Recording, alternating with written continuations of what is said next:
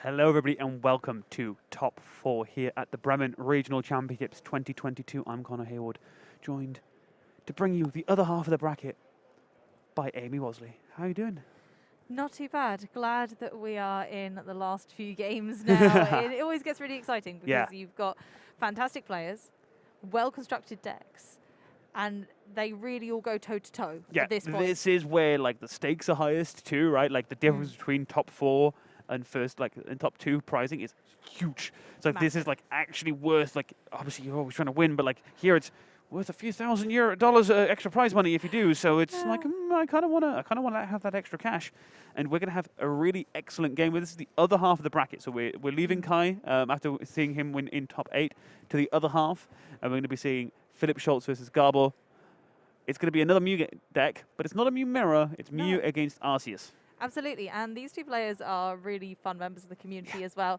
I can guarantee this is going to be quite the expressive game. Yeah, well, so Gabor and Philip know each other, and they hang out and talk at events all the time. So this is not going to be one of those super strict, I don't want to talk to anyone kind of things, even though the stakes are high. Absolutely. These two guys are going to be let's enjoy it. We can chill. We'll have a bit of fun with it. And this isn't what you would love to see in these situations. It's still a game. Okay, this is one of the most tense moments you're going to have playing it, but it's still a game. It's one of the things that I love the most about the Pokemon community, actually, is that everybody generally gets along and they realize this is a game and we are here to have fun at the end of the day. Yeah, so players are at the table getting themselves set up, and it looks like we're going to be able to get soon into top 4. We will bring updates from the other game as well as we get them. We have a runner who will hopefully keep us up to date on the other half of the bracket. So what we should be seeing is basically who's going to end up in the final, and it looks like Gabor has shrunk. They're having some fun with this. And this is how this game's going to be, by the way, everyone at home. If you don't know Gabor and Philip, there's going to be some jokes. They're going to have a lot of fun and enjoy themselves. I think this should be an entertaining game, as we have, I think we've broken Gabor already. We haven't even started, as he's on the Mew VMAX. And this is one of those things where Mew has game plans. We know what Mew's game plans are. And against Arceus, it's find one big one-hit knockout turn. That's all it wants, one big one. For Philip, the game plan is I'm going to call it the Schulz Classic, because it's what Robin won Worlds with, of ability lock plus hand disruption and cross your fingers. Yeah, and we've seen their deck do very, very well and be featured more than once on our stream. However, it's not gone well on the stream, and I hope that we're not their bad luck charm on this. That would actually be the worst feeling if it happens again for Philip on our stream. That's kind of how I'm feeling at the moment, is that I'm hoping that Philip has some luck in at least one of the games here. I would hate to see this go 2-0 because it would feel bad. Yeah, I would feel like we've kind of betrayed him. And I mean, okay, this is already... Okay, that's actually a really good start. That's a low-key, real good start. Fantastic start. Especially because I was about to start getting worried about Philip's situation within regards to the stadium war in this one, because although they each have a stadium in their prize cards, Philip's also prized the Pump Kaboo. Well, so for Philip, it's not so much about kicking Gabor's stadiums. I think he doesn't really care all that much about having to do that. It's more about sticking the path for him. Yeah, getting that stuck in there.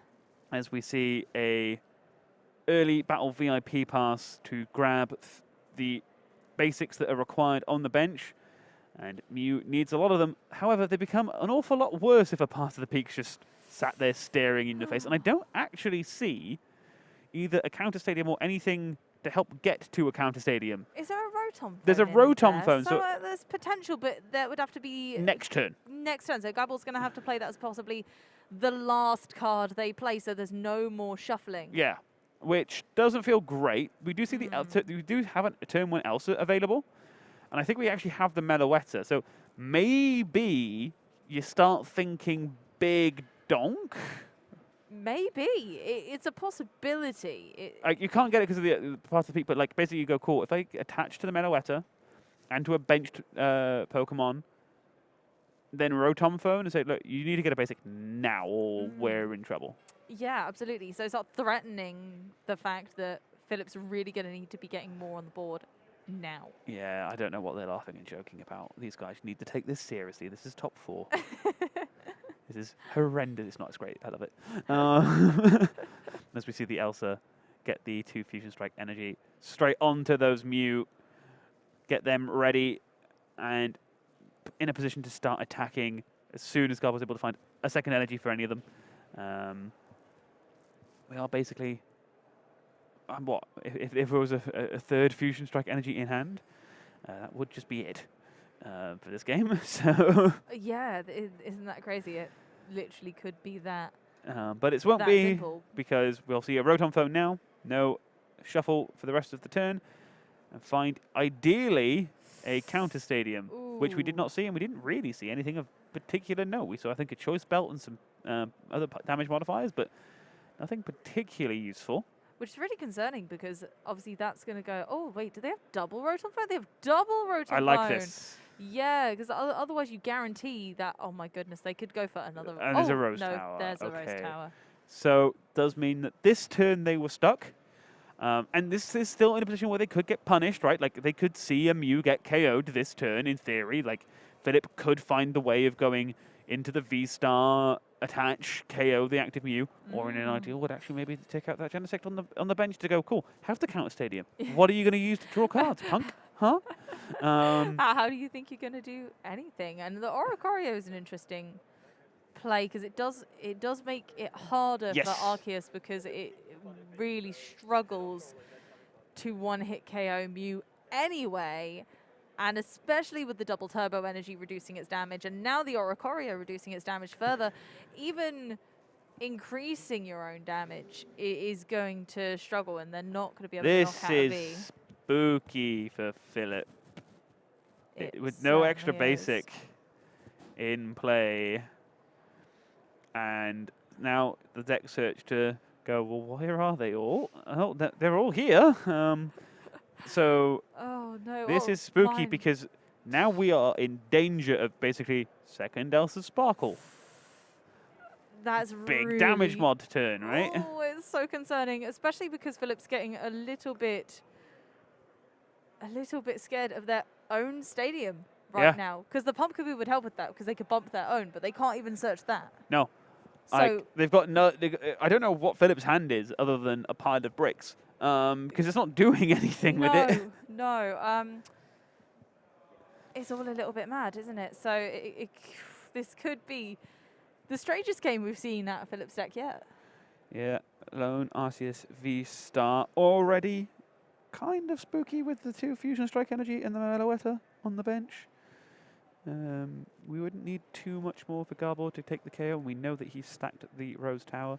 Stacking the Rose Tower is actually probably the best case scenario for Gabor here, because he can just play it, draw it, then use it to draw some cards. Yeah, with a 1 hand, there it goes. The no-look. Oh, and drew into the energy. Power tab. We can draw a bunch of cards. We have another Quick Ball available to us at the very least. And there's a Cramomatic, so that could be pretty good. And another Genesect by the looks of it. So we are definitely looking at a potentially really strong turn from Gabor here. Yeah, this is basically a go all in and go, okay, I win. It's almost like a semi-donk, isn't it? Like, Philip really hasn't been able to do anything else but that same Pokemon they very first started with. And yet, if Gabor really goes for it, commits their resources now, they could just have game. Yeah, and it's a horrendous situation to find yourself in, of going, well, I just went pass, attack, pass, and there's a Mew with some damage on, but it's not been KO'd. We're going to see the Genesect hit the board. Or are we? I think we're going to go, no, I don't want it. I don't want it. I'm gonna show you it. Think about it, but I don't want it. Tease the Genesect and then pop it back in the deck. Not now. But there is a Quick Ball in hand as well. I think needs the Cramomatic, though, to be able to ideally find just the missing piece, and that was it. There's the heads. So the Mew VMAX presumably might come down now. You can also Elsa here. Yeah. If you want to Elsa it here, you can just guarantee the last energies out of the deck, so you have all 4 in play. Then you have the Genesect in hand to draw a fresh 6 cards anyhow, and then from that find the... you have more outs to your Mew VMAX than you do to Elsa with the likes of Ultra Ball and just the higher accounts that you play. Yeah, absolutely. And Mew has the free retreat cost into the one that already has 2 energy on it. So if they want to use the undamaged Mew just for a bit of a flex, they can. Well, actually, I think I don't even think that's a flex. I think it's strictly speaking correct because Yes. like you do need to think, okay, well, if I miss the damage mods, going in with the undamaged Mew is not just going to give up prize cards. Yeah, it's not admitting defeat to the RCS because RCS can't one-hit KO a Mew V or a VMAX at the moment. It needs to be a 2-hit KO from Philip. Yeah, so we'll double check this from the Chromatic just to make sure that it's definitely the Elsa. And it looks like it. Yes, there it is, yep. Going straight into that deck, finding that final energy. And now attaches it to the bench. Just, yeah, going, look, we're going to use the bench one, not the active one this turn. And again, just in case, it's probably best plan. And now we're going to see the surprise Genesect that's in hand to draw 6 cards. Ultra Ball. Ooh, perfect. And another power tablet in hand and everything. And that will be game That 1 for Gabor in the top 4. Early pressure, able to punish the basically no start from Philip again on stream. I don't think we're really yet to see his deck will do its thing. No, we haven't. And it's such a shame because it looks so interesting. And I think we had one game where it did okay yesterday. But that was it. And the deck's been on stream now 3 times. And I am starting to feel like we are his bad luck chum. I mean, we also had Robin on stream with it. Yeah. He lost. Of course he did. Oh, my goodness. Cinchinos don't like streams. No, they're shy. They're a shy Pokemon. They don't like turning up for stream. But Gabor takes that 1-0, finding the way to take the easy win. They're basically having to capitalize, right? Like, this is what Mew is really good at doing. Going, oh, you had a stumble at the beginning? Cool. I'll win. I'm good with that. I will roll over you now. Yeah. And, yeah, unfortunately, no other basics. Just really wasn't Philip's day. And with his own path to the peak preventing a Starbirth, that was it. But then the path theoretically could have stopped Gabor playing, so it was worth the risk. Yeah, did need the double, like the double Rotom Foam to find the out, but that was all it really took for Gabor. And then one turn that he bought, you know, with an attack being soaked up by a Mew, I mean, the deck just did what it needed to do to get through the path to the peak. And see if Philip can actually kind of get set up in game number 2 as they're still shuffling away, having a bit of a chit-chat back and forth. They have plenty of time to play it, so there's no real need to rush. No, and Philip's definitely proven throughout this tournament that this deck, there is something to it. It's certainly worth fearing. I mean, he went 11-2 too, so I'd hope there was something going on with it. Exactly. We didn't get to see it, sadly, but... Yeah, we didn't see any of that 11. But it was fantastic. It's clear that when it gets going, and it definitely can deal with decks like Mew. Yeah. In fact, having a chat with him shortly before we started top 8, I think he played a Mew in top 8, and he was like, oh, good Mew. I like Mew. Good matchup. I just Marnie path. I have a game plan. I'm going to stick to my game plan. Speaking of game plans, that's going to have to involve one less boss for Gabor now, with seeing it prized, and the basic energy that he's playing is prized. I mean, this is not a matchup where that really matters.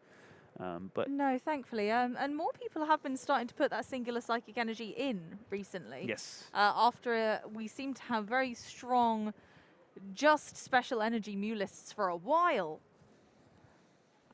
Oh my goodness. Oh, that's 2 V-Stars just hanging out in the prizes for Philip, which means that there's 1 left in the deck. Oh my goodness. And this does mean that depending on what options are even in the hand, it's going to be difficult to even get rolling for Philip again in this game as we get underway. This time, it's not going to be a donk.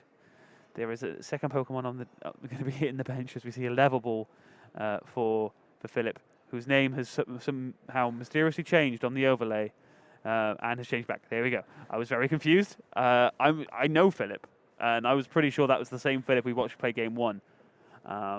No, it was the stand-in Philip for just a second there. Oh, it was a ditto. I see. I see.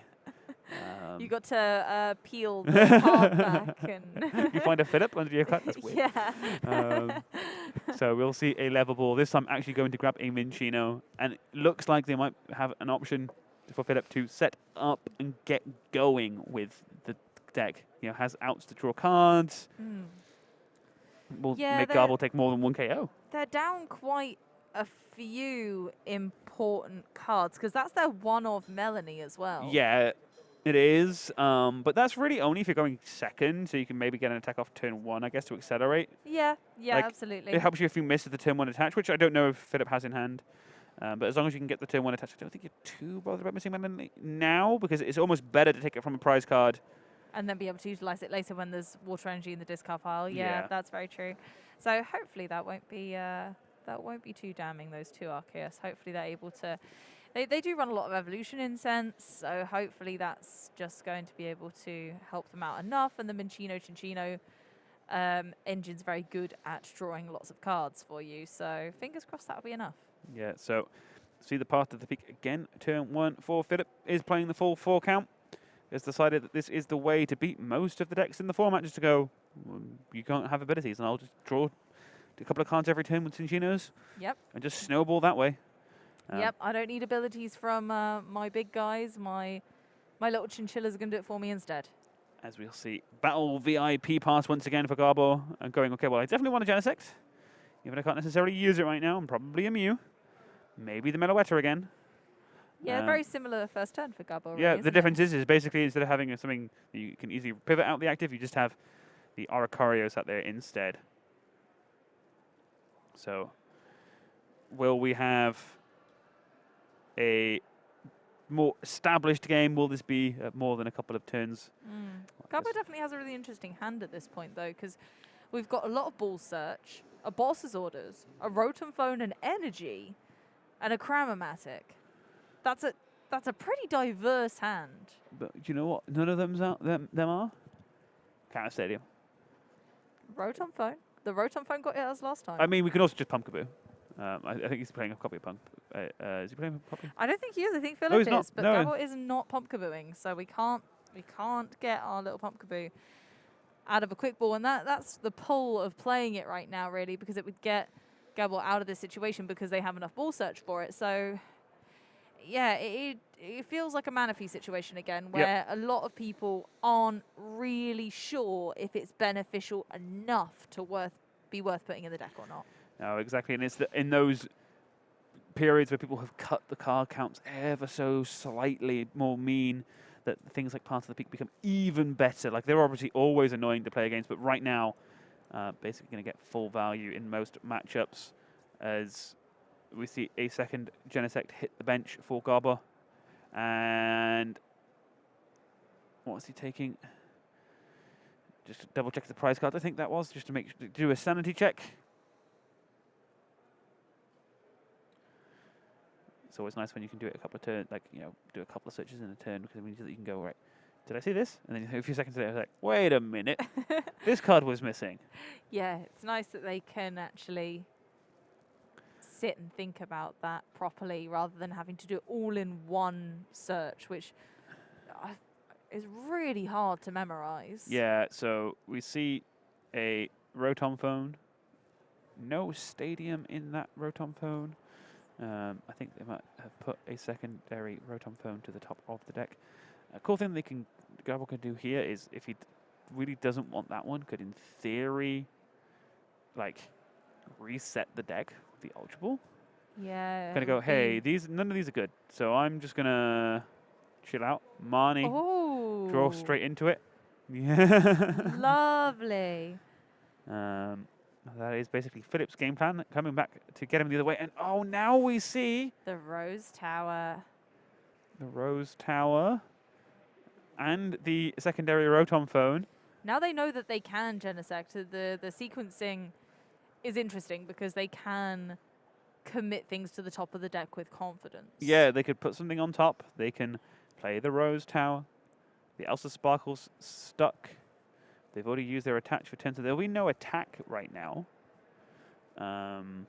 But does kind of say, hey, I can find ways to suddenly get a load of energy in play and put a load of pressure on you one turn later than you would normally think. It might not even be worth them playing the Rose Tower this time, considering And just hold it. their hand is quite full. Yep. And he would agree, passing the turn over to Philip with just the choice belt attached to the Mew V on the bench as we see another quick ball for Philip. Going to have to go probably grab another Chinchilla friend, Minchino, to go and sit on the bench. This is a deck that, much like the old Zoroark decks, the more of the kind of discarded draw twos you can get, the better you feel. But Philip disagreeing here and going, I'm going to need to tank a few hits, so I'm going to need to go establish things that can tank a few hits. Yeah, that's the interesting matchup with these two decks is they're very strong top meta decks, and they struggle to one-hit KO one another. There is a big power tussle between these two decks. Yep. And these are the top two decks in the format, I think. Well, okay, maybe not the build that Philip's playing specifically, but like RCS decks in general are considered two of the top things in format, as we see a Marnie from Philip. And we see a Cinccino online, so it looks like maybe the engine's going to start doing its thing. Yeah, we've got another Cinccino in hand, so, and an evolution in sense. Looks like, yeah, we're finally kicking off with this deck, so we're gonna see a little bit more of a fair fight this time. With the one and only Arceus being considered for this one. A really difficult spot for Philip. Yeah, I mean, you can take the V-Star, but you can't Starburst, so like you're just going to grab it, use the double turbo, so you can use RCS V to accelerate a load of energy onto the V-Star. This is actually important as well, because if you can set up a V-Star without having to use the double turbo energy, it does put things like Genesect in range. Yes, absolutely. And Philip knows that Gabor can't affect their hand right now. They've still got that other Cinccino in hand after declaring an attack, so the turn's over, but they don't care, because that one Marnie is gone. Yep. The one of Marnie. Quite common in Mew lists. Some people have actually started to add two, even more. But looks like the hand disruption is gone, and now Philip will just be able to turn by turn grow the hand as we see the counter stadium come down the training court. And a switch be played, moving the Oricorio to the bench. Mew to the active, where it needs to be able to start attacking and putting pressure on Philip, threatening potential KOs this turn. Ooh, okay, yeah, with a double turbo on Mew as well. Really committing quite a lot of energy to one Pokemon. But they can Psychic Leap, so it's not a nightmare to be doing so. It's just going to be hard for Mew to hit the damage range that they want to with the Arceus. So I think I saw a Power Tablet in hand and an Ultra Ball, so... Oh, okay, so we might have it. Like, with the Choice Band already on there, we're still fine. We can take a KO, but in taking a KO, we just let Philip have free access to the Arceus V-Star and let that get the first hit in on the Mew, so that it becomes kind of, it's one turn ahead in terms of damage. Without it, though, Philip has put themselves in a situation where they can, at very worst, hard retreat that Arceus V inactive. So no matter what, without Cinccinoing, without the potential of an air balloon or any other switch mechanic, that Arceus could come back. So I think that the V-Star is a threat no matter what right now.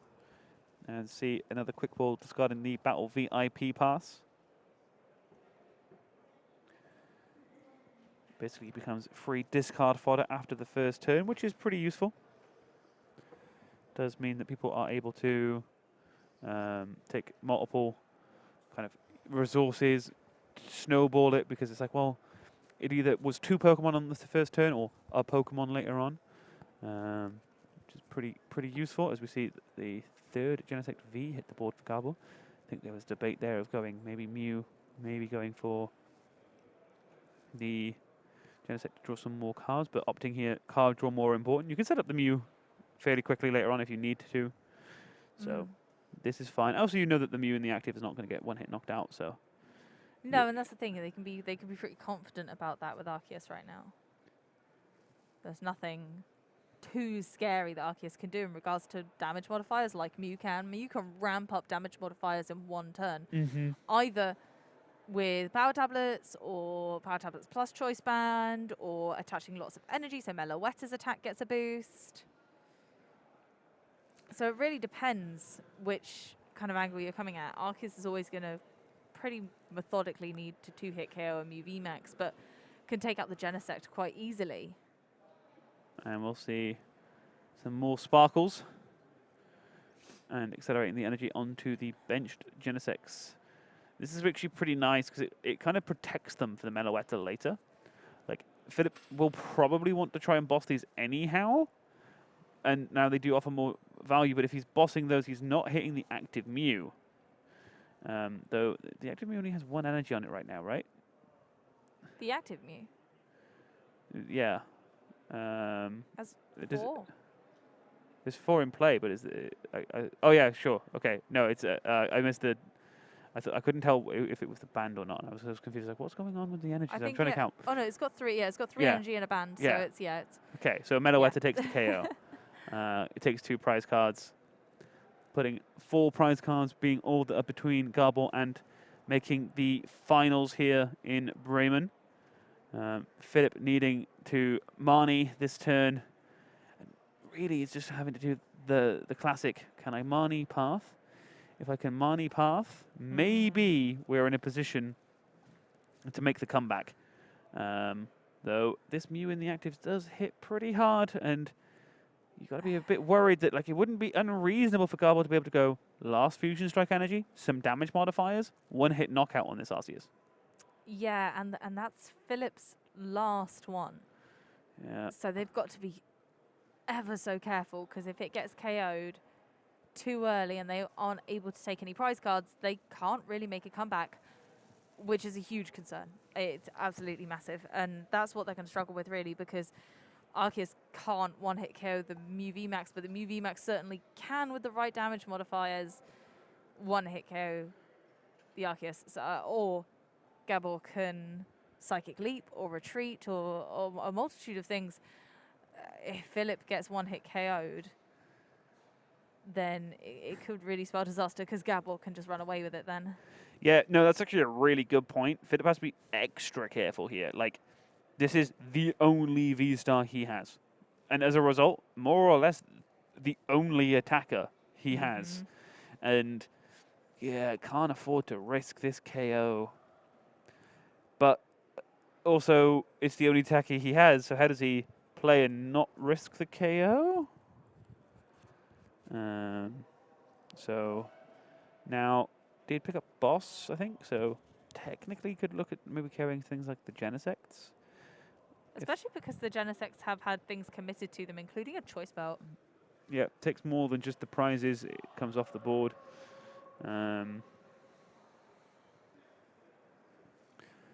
As we see the V-Star ability used,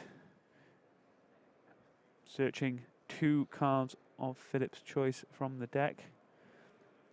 And this will almost certainly guarantee. It gets a little bit telling for Gabor at this stage as well. If they're thinking to themselves, oh, but if I overcommit on this and then there's another Arceus V-Star, that's a huge problem. Yep.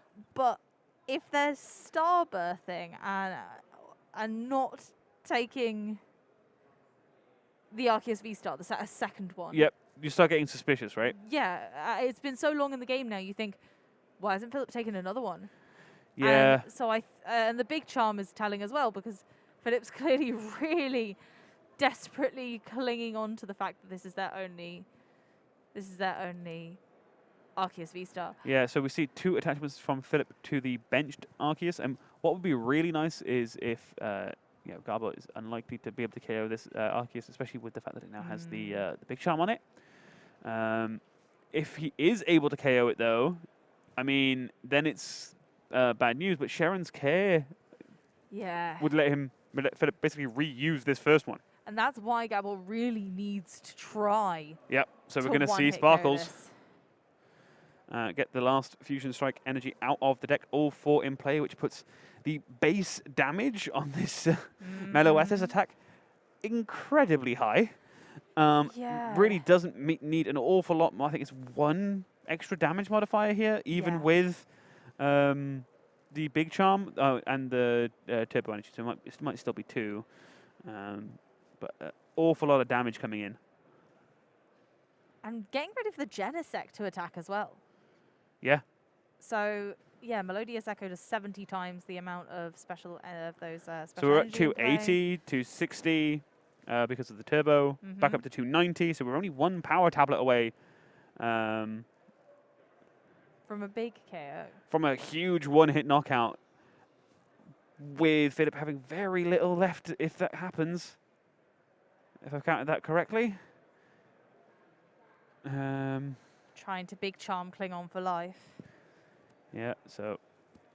And that's what's happened. Okay, if Philip is able here to Sharon's Care and take the KO, this game becomes a lot more interesting because suddenly he's very, very, very likely to take the Arceus from his own prize cards.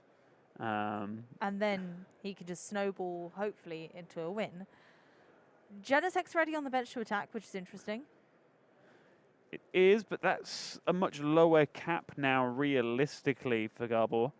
Yeah, it looks like most things are going to be a 2-hit KO for Gabor until late game at this point now. If they weren't willing or weren't able to draw and commit resources to get rid of this Arceus V-Star, then you wonder...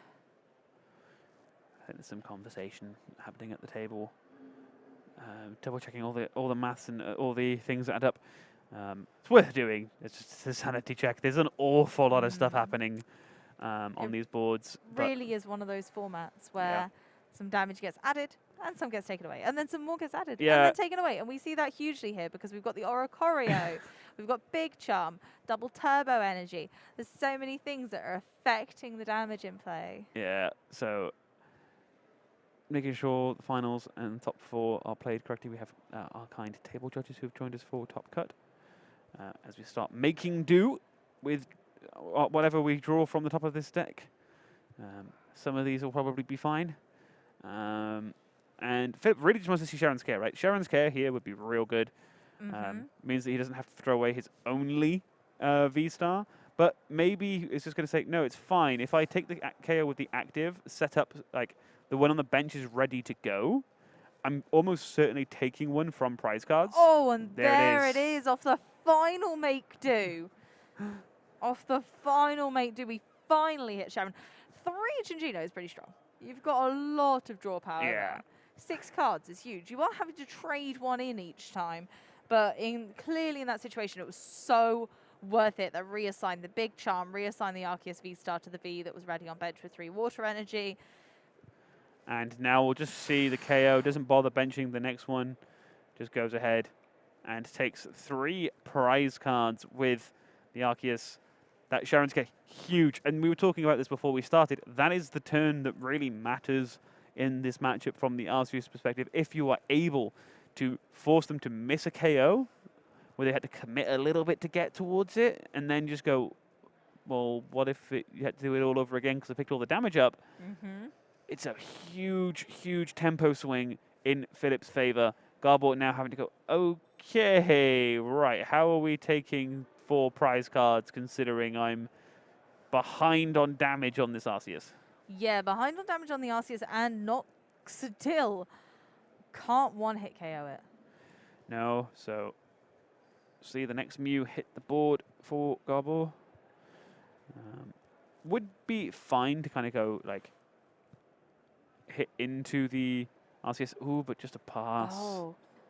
Having to protect the... Basically going, cool, I'm going to have to protect my energy attachments. Can Philip, with access to a ton of make-dos, get access to a boss's orders this turn?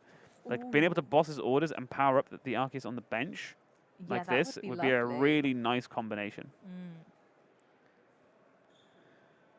So before making do, having to work out what resources can be afforded out of the hand. How thin is that deck? I just realised for Philip, that looks like a lot thinner deck than I thought. It does, and unlike Mew, there'll be no Psychic Leaping to prevent decking out at this stage. They have had to use a lot of resources to get where they are because of the lack of Arceus up until this point. And they've had to make do a lot to find that Sharon and just generally to manage their hand. Yeah, like really having had to dig to get anything going as we see the search from the Evo Incense. A massive hand. But I don't see a boss. No, they have the Melanie now, and there are possibly more Marnies, so they should be pretty safe from decking out, you would think, because eventually they're going to draw it into a Marnie and put this massive hand back. Yeah, so the one on the bench is now set up, and Eevee is played just as a single prize. Like, if I have to get escape rope, this is the escape rope target, I suppose, kind of play. And the Arceus is going to be able to take the KO on the active Mew, going down to a single prize card left. Ooh. So it might just put Philip in a position where he can boss for game next turn with, I think that's like a 4-card, 3-card, 4-card deck. So if he gets Marnied here, he doesn't care, because if it's still in deck, he is guaranteed to see it. So it will be interesting. What else Philip opts to do prior to taking this KO? The hand is basically the size of the deck. Oh, and he's going in for more. Going for some more mate do. So yeah, we didn't see the Marnie.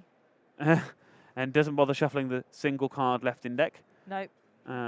This is where, yeah, Gabor is like, okay, right, cool, that's now 1-1, because that was clearly a case of you had it set up if need be. And really interesting. Game 2, the deck actually getting to work for Philip, showing that actually you just kind of dig and always have access to stuff, even if you don't have the abilities early on because of his own pass of the peak sticking. Yeah, it was really nice to see the deck actually kick off that time. I'm really glad we've gone to a game 3 so we didn't have to sit through another game of it not quite doing what it needs to do. But finally we got to see that magic happen. 3 Chinchino on bench, digging and digging and digging until you get what you need. So as you can see at the bottom, Stefan has just won game 1 versus Kai, going 1 up. And we're actually having a little look at the bracket. It's pretty stacked in top 4. There's a lot of very good players in top 4, so no matter what we're going to get, we're going to end up with both an interesting matchup and 2 very talented players in our final. Stefan still obviously on for back-to-back European regional scale wins, which would be quite the achievement. Meanwhile, Philip Schulz just got his Wards invite. So he's quite happy incredible. already. I can imagine. I think you'd be quite the happy bunny with that one. As he said, he realised that by skipping EUIC because he was busy, he didn't have his Wards invite, so he went, oh, I guess I have to play now, huh? And here we are. It makes it just in time, so World invite plus a little bit of interest. Gabor is super excited as well to make the top cut and to top 4.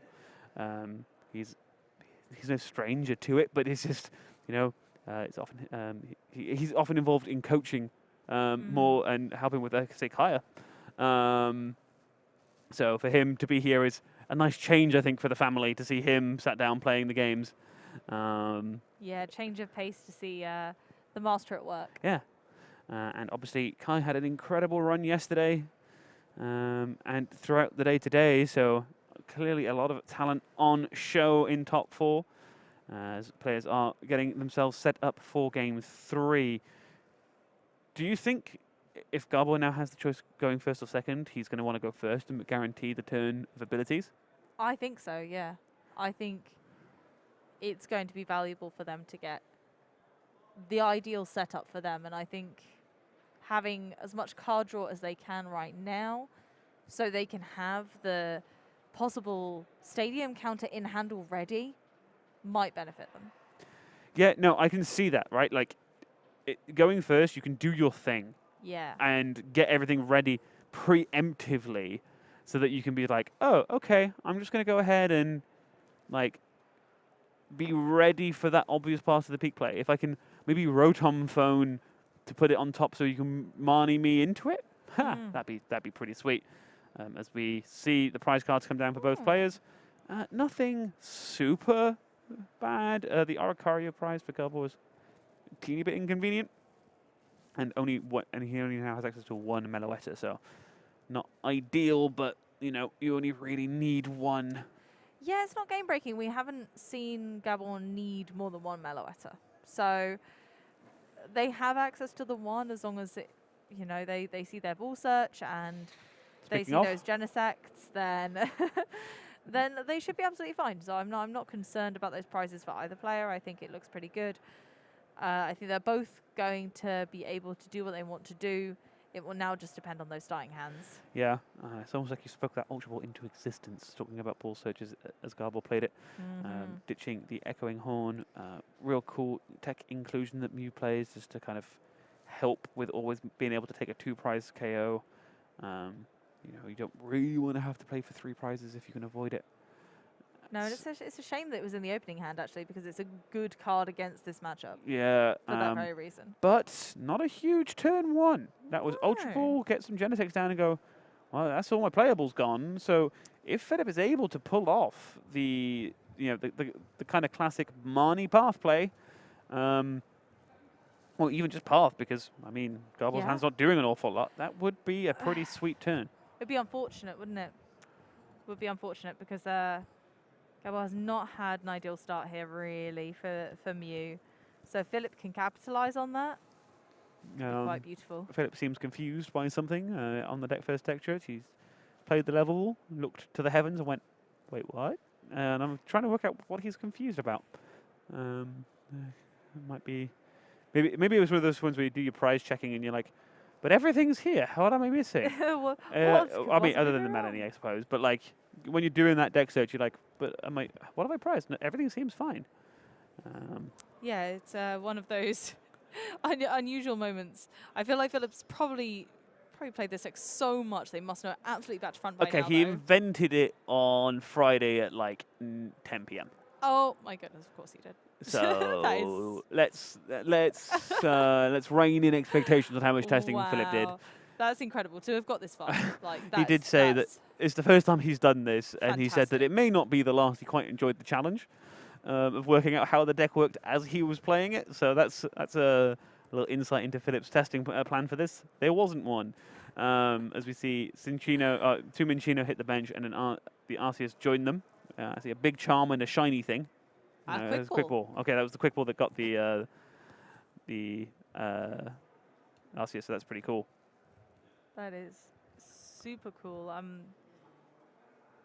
Yeah, so it's looking not too bad here for Philip now. So they've got their ideal 2 to 3 kind of Cinccino on the go. There's an Arceus. We don't have to worry about V-Stars this time. Paths down. Yep. This feels a lot better. And we also have the reason why he likes this engine more than the Bidoof engine about to happen. Call for family. Yep. The useful move on the Minccino there. Yeah. Minccino able to just go grab another one, another Pokemon to the bench. I guess the Jolteon is being, the EV is about to grab this. Again, it's more of a preemptive sort of thing. It's a, look, if you're going to escape rope me, I need to have something I'm willing to give you. You don't want to give any of the Mincinos away. You need those to draw cards. You definitely don't want them to give up to the 2 prizes to an Arceus. So this is the nice sort of middle ground. He top-decked the Rose Tower. Oh, and wow. also showed Philip in such a way to make it very obvious that he top-decked that. He did not have that in hand. Oh, the gods of Pokemon TCG certainly want us to have some good games today. Yeah, actually saw another Rotom Tower, another Rose Tower off of the Rotom phone. So there's actually 2 in the next couple of cards for Gabor. So definitely seems the deck was going, I don't like having no abilities here. I got you. I'll help you out here. So plays the Rotom phone, stacks the singular card to the top of the deck, but can't currently draw it because outside of playing the Meloetta down and some switch around shenanigans.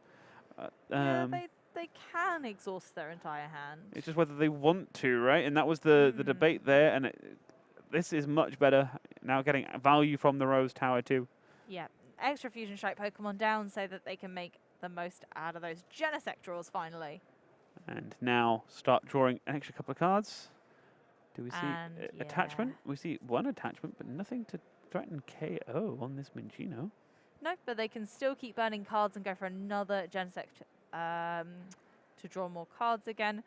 Mew is certainly starting to do its job. So I think both decks just had a little bit of a slow start, but they are getting there. Yeah, so getting the extra cards sorted, getting everything ready to start putting the pressure on, start taking these KOs early to make it more difficult for Philip to keep up. As we see another quick ball, discarding Fusion Strike Energy, another Ooh. Genesect. And now this is more or less the ideal board state, right, for Yeah. Gabor. Everything is down. He has a Mew, so he can Psychic Leap if he still wants to Psychic Leap. He has the Genesects. He has the Meloetta for the extremely efficient scaling damage. So tons, like really nice board state, much better than the last game, obviously. And a full draw 6 from the Genesect now, since their hand is completely empty, giving them loads of resources for this turn or next. Still no double turbo energy though. No, but they've got one more Genesect yet, and they can burn things from their hand. And, Oh, and yeah, some of them are quite useful. They're so. not done digging, but like you don't want to have to dig this hard just to find an attachment to kill, or to knock out a poor Minccino. You just We've all been there. I mean, like, look, I just need anything. A strong breeze would be enough. But this Minccino's just hanging on for dear life there, just being like, if I dodge and weave, it's fine. Oh, it looks like they've got the double turbo in hand now, so... Okay, so now they are able to get the attack going, start putting the actual pressure on as opposed to just thinning the deck. This does also mean that they, I think, have access to a second Rose Tower in hand still, as we see another draw of 5 cards off this Fusion Strike system. That is the last one for the turn. A boss. Ooh, wow, yeah, definitely not just gearing up for that Minccino then. Gearing up for something quite a bit bigger for a full KO. And that is 2 prize cards taken for Gabor, removing one of the Arceus off the board. Still 1 left for Philip, probably why he wanted to make sure there were 2 down, prevent that whole boss play from completely turning the deck off. Philip now deciding, okay, before I pick up my deck, what are we doing with this V-Star ability? I get 1 Star Search per game. And again, the Melanie being in prizes isn't fantastic at this stage anymore, because really they could do with a little bit of energy acceleration now. Yeah, this is the turn where prizing that Melanie really, really hurts, because, yep, having that access to get fully set up in a turn, start doing something this turn would be valuable, but not an option. So now they're just going to have to find a way of basically doing it over the course of 2 turns so that they can get attacking in this matchup. Certainly, because even the energy is attached to the Minccino, so that could retreat manually. That energy could then be attached straight from the discard pile to Arceus on bench, and then find another pivot. So it's not impossible to think that it could have attacked in an ideal world this turn. So, Minccino number 1. And we start making do. Cool synergy there with the Melanie, if it was available, is the ability to discard water energies, as Philip did. Well, they've got a Raihan in hand now, though. And there was a KO taken the last turn, so maybe that Raihan is enough to set up and get the attack going, but if that's what your plan is, you know that you're taking a 2-hit knockout, and you got to be a little bit suspicious that maybe Gabor is able to pull off big 1-hit KO, does have 3 Fusion Strike systems on board. So Philip does need to be mindful that 280 is not actually that much HP anymore.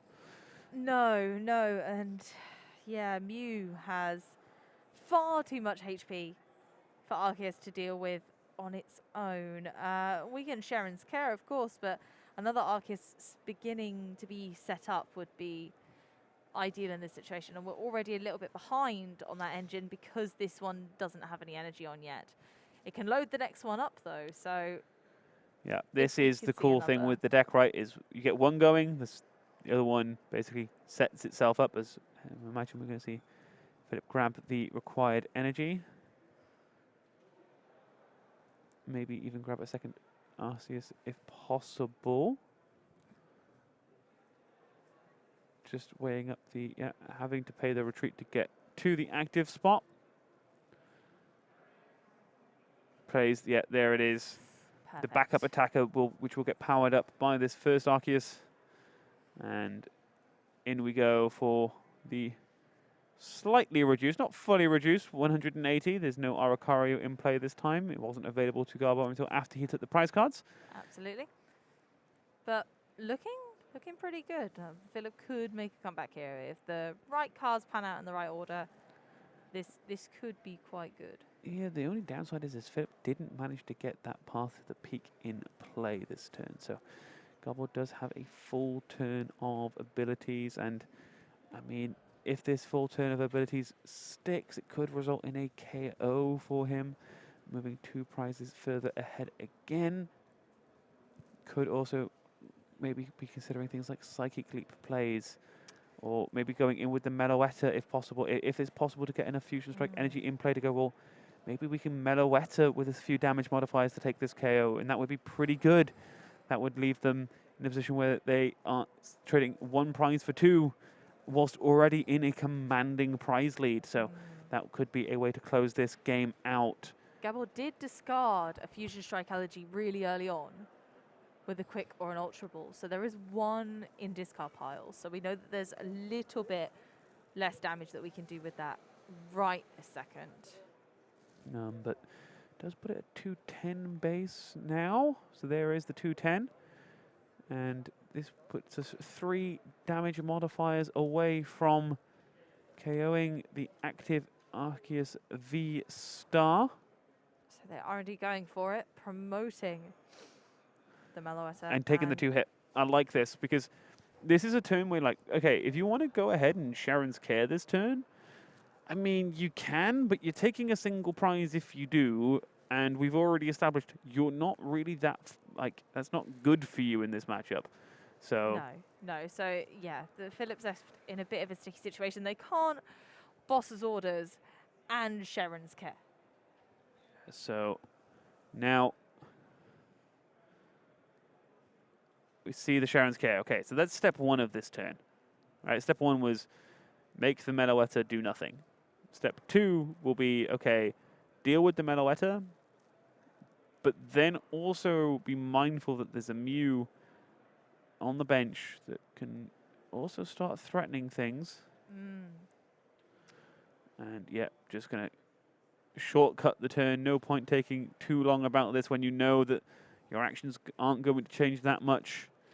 So takes the KO on the Cinccino. Yeah, we know what's going on now. So each player has officially got their deck going. They're both in a pretty strong position now. Neither of them are particularly suffering from anything they can or can't do. And here comes the loop on both decks. Yeah, like this is the cool thing, right? Is what they've managed to achieve now is like they're both up and running. Now it's basically, okay, which deck is better? Like, and who's playing this matchup better, right? There's none of this kind of sad donk kind of, okay, my deck kind of bricked scenario. That might still end up happening because Philip is kind of playing a deck that wants to do that to people. So the decks are up and running as we see. Oh, that's a huge boss. That's a huge boss this turn. The boss this turn takes the KO, goes to 2 prize cards left, and I think we have a ton of damage modifiers available so that in theory we could maybe take the 1-hit knockout to finish the game off. Philip really needs to be finding things like Marnie this turn just to reduce this hand size and like have to look really specifically for a Marnie plus Path to the Peak, take the KO on this Mew to go to 2 prizes left for himself.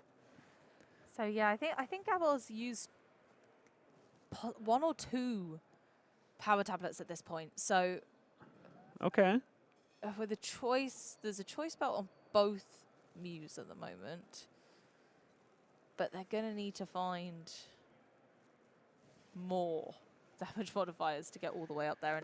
And we know Philip has the big champ, right? So there's a potential that Philip could get themselves out of range. Yeah, that is true. Can push it just a tiny fraction too far for the Technoblast's damage to be able to scale up into it. Yeah, Melodious Echo is no longer an option. No, so we see double turbo thrown down, and this is it, right? This is the turn that Philip really needed the money. Big hand for Gabor after taking the prize cards too, and that's a good hand for Gabor though. It's not terrible, but it also depends a little bit on if Philip is able to get the path down. If we see a path this turn, then we're maybe looking at a stronger spot.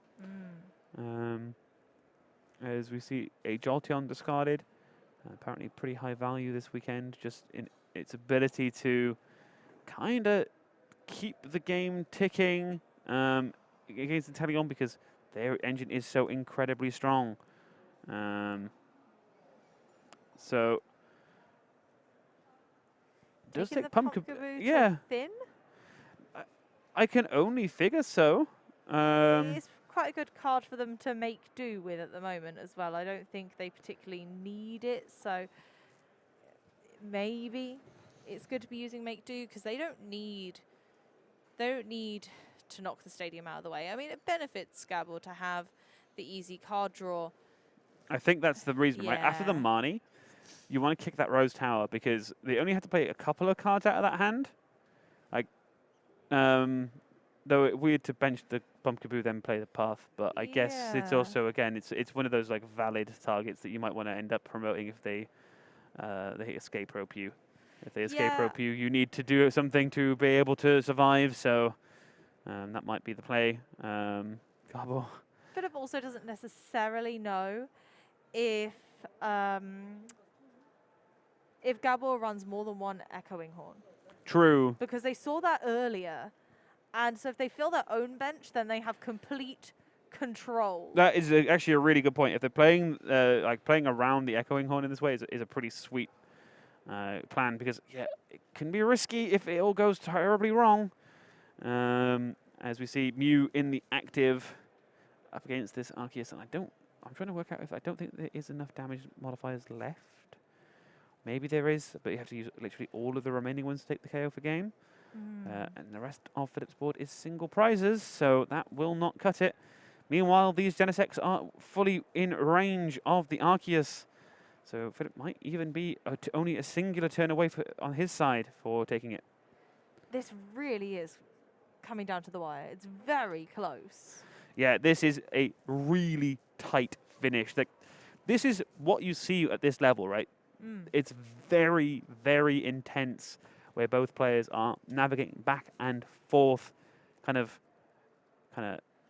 attack and counter-attack sort of situations, right? Like, it's like, cool, you're going to try and get ahead? Well, here's how I'm going to stop you. And it comes right down to the wire. 20 minutes left in top 4 for who makes their way to the final. It's really exciting to see, though. It's nice when you don't have a clear counter, when the decks are working as hard as they can to get to this top spot, because it is such a tense game. And it's really important to these players that they bring it their all. And I can't think of a single thing that these guys could have done better this game. They've really been pushing hard. Yeah, so actually important to check. I think when you just fan to the prize cards, I think Gabor's out of VMAX. Oh, really? I think he's actually out of them. I think he plays a total of 2. Oh, one was KO'd, right? He's literally in the deck right now, and I can't see one. Yeah. And oh no. So this actually means he can only Psychic Leap, and Psychic Leap's not going to cut it. Like Psychic Leap promote the Aracario? I mean, that just feels real bad. It does. Oh, wow. And they don't have any recovery, right? No. So they're not getting it back, and they'd have to Psychic Leap multiple times. Now, Philip is out of Sharon's care. Sure, but he's only a boss away from winning. Yeah. And if he's only a boss away from winning, the Genesects on the bench are perfect targets for the boss. And it looks like the Cinchinos might be able to dig that far. Gabor's just going, I don't know what I'm going to do here. I have to dig for something. There's got to be something in this deck that we can work with. Yeah, but I mean, so they've got the Mew VMAX in prizes, so I wonder whether they're going to try and dig to see if they used a support to get this turn. Can they boss something small and then take a single prize and hope that it's the Mew VMAX? I don't think they have any bosses yet. Yeah, this could be left. basically it, right? Like this is, God, this is rough for Gabor. I'm trying to now find ways, you know, like when we're sat casting, you're always going to go, okay, what lines are even available? Because we obviously aren't right there. We can't make the decisions, but we have to kind of get a general overview. And I'm not seeing a ton. Literally a boss psychic leap into the Minccino or the Pumpkaboo, take a prize card, pray that it's a Mew and give them the Oricorio. Really is the only out I can think of, but even then they'd have to get it set up. Yep. And Arceus can just go, yeah, well, I'm just going to boop, next thing. Exactly. Like, sure, you can take the Mew, but Philip only wants a boss. He only needs boss. Yeah. And they have draw power. Yeah. Lots of draw power. So, Gabor now committing the boss. I think he has to do it, right? He has to try and take the KO on the Cinccino. Does have the ability to Psychic Leap here. Can take the KO with the Psychic Leap. Yep. 50-50 they've for a VMAX. Yeah, they've power tablet, so... They do have the KO. Does deny a little bit of the card draw. And yeah, it's just going to be a Psychic Leap for the single prizer. Yep, they know that Mew VMAX in the prizes. If they hit the Elsa, it's going to feel bad. Yep. And worth noting that we did tell players that they can take the prize cards and whatever they like, so it's entirely on Gabor. In the order he wants to take his prizes. Deciding what to promote now.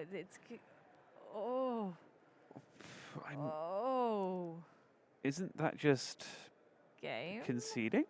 Yes, and they did take the Mew, but maybe they just don't see a way out of this because they're right in that the turns wouldn't quite. Oh no, match up. we still need a band, right? Because of the Oricorio. Yeah, that's true. Yeah, so a band does it, but again, Philip has the dig power to potentially make that happen. I don't know how many they run and how many we've gone through right now actually, because I haven't really been keeping an eye on the bands. None. None. So they don't have the band potential. None. They play none. Okay. So there is a turn here for Gabor. He buys a turn because of the existence of Oricorio. Maybe they could switch between Genesect if possible, depending on how much switch that's they've true. got left. They could potentially do this for a few turns, buy a bit of time, make another Mew VMAX and go for it. Yeah, so it's going to be a big turn. Gabor all in on basically having to sparkle, basically get the Mew back, sparkle, and set it up that way, as we're going to see some making do, drawing cards, setting up a little bit, making sure that the deck is as thin as possible as well, because at this point it really matters. We're right down to the wire. It really matters, and they've just drawn into a Sharon's Care. Okay, so yeah. And so... Oh, and the path of the peak here is big too. I'm not sure Gabor can claw their way out of this one, I'm afraid, because even if they do manage to start doing damage to that RCS, Philip's in a position where they can still Sharon's Care and dip down into the next one. Yeah, is there even things like, I think in Marnie here to deny the big old hand again, right? Marnie, okay, you know that they put a Mew back into the deck, but if you could Marnie put the VMAX back into the deck, and no, it's just going to go, cool, I'm going to hit you for 200. Minus the damage from Oricorio, so you're just about in. 10 HP left. Not a lot of draw power right now for Gabor with the path down there, and I'm not sure they have an answer to it. But they can... they can phone. They can ring their deck and see if there's anything else in there. They also have escape rope to force Philip to like pivot and find ways to retreat. Unfortunately, the Arceus V is basically set up perfectly for this. But it does mean that Philip then also needs boss to be able to KO the damaged Genesect. We see Rose Tower, but can't draw any cards this turn to get the Rose Tower. to kick this stadium. Only a couple cards left in this deck as well for Gabor, so he's almost on his own clock if he manages to kick the stadium, because if he kicks the stadium and draws too much, he just loses anyway. He just so decks out. Yeah, it's one prize card painful. away. So close, yet so far. Yeah, this is a really tough position to be in, as we see the escape rope promoting the Arceus that we saw set up by Philip to be able to pivot. And the Oricario being thrown up as the single prizer. And Philip now being the subject of a Marnie, Gabor putting his hand to the bottom too, does get to now take the card off the top of the deck that they put there with the Rotom phone. See the next Mew come down, the one that we shuffled back in last turn. An attachment.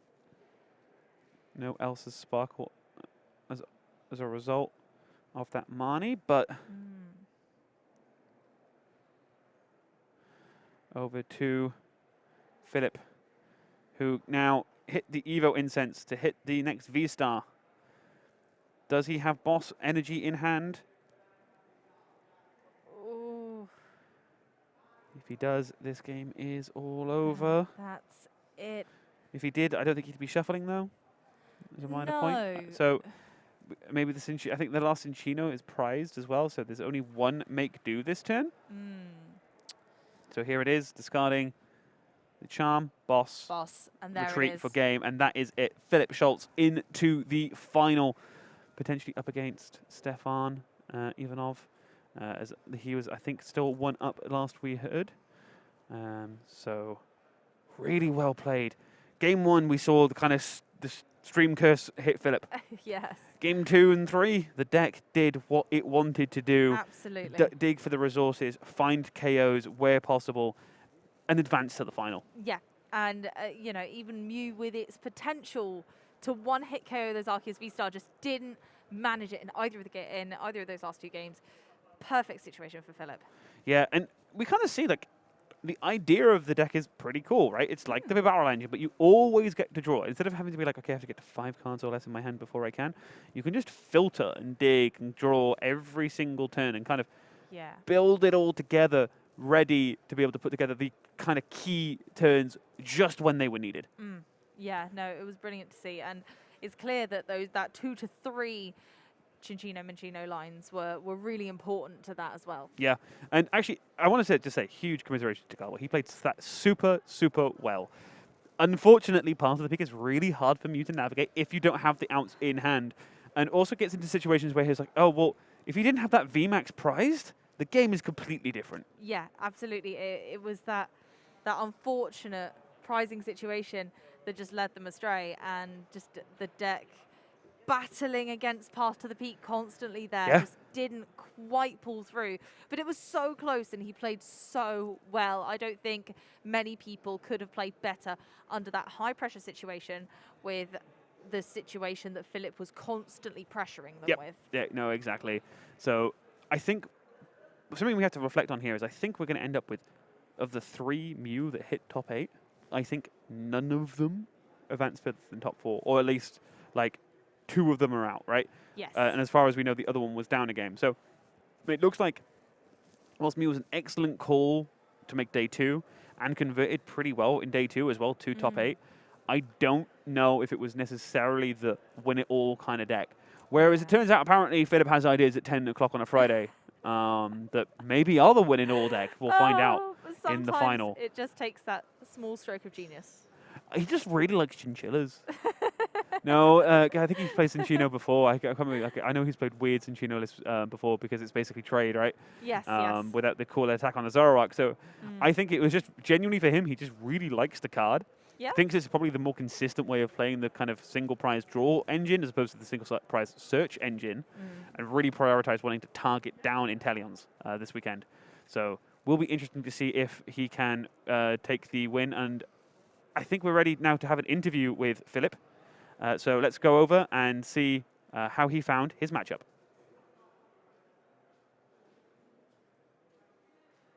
Yeah, just look to the camera. Might need to.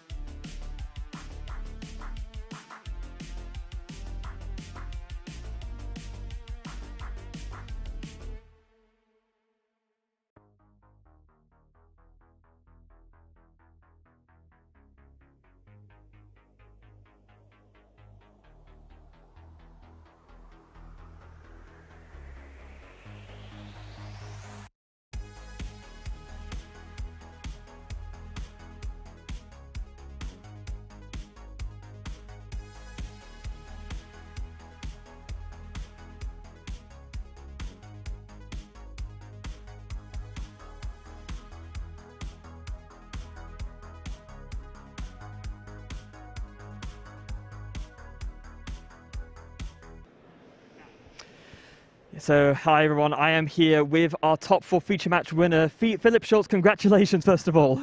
Thanks. Yeah, thanks. I would say I was pretty lucky, but thank you very much. I mean, it looked like a very back and forth series, right? We saw there was sort of lots of blows being traded, and kind of in the end, it able to. It seems like a lot of times just kind of resetting the damage of the Sharon's Care ended up becoming really important. So, is that kind of sort of is that the sort of mindset you had in going into the matchup of how to play it out? Well, I mean, I play for Path to the Peak, and that's like the main plan for Mew, because they are like continually forced to put in more power cards like catcher, stuff like that, and have to cut down on stadium. So my plan was just like, yeah, I'm going to play for Path, I'm going to be a bit bulky, and maybe that works out. Yeah, so I guess that plan generally is relatively strong, and I think my deck's quite good in setting up because I have so many good starters like Eevee, like Minchino. So that works out pretty well. And yeah, Sharon's Care's not like key for this matchup, but sometimes it can come in really big.